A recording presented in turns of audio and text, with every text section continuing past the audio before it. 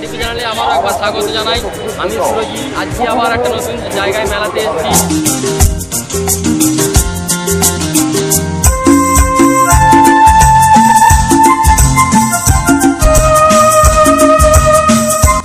প্রতাপদিঘি বিদ্যাসাগর মেলা।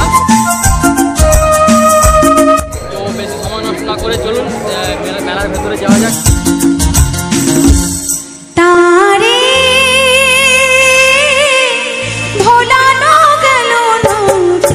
আজকে দেখতে পেয়েছি আমরা দুদিন মেলা গিয়েছি, কিন্তু মরণ কুয়া দেখতে পাইনি। এখানে আজকে মরণ কুয়া দেখা মিলেছে। আজকে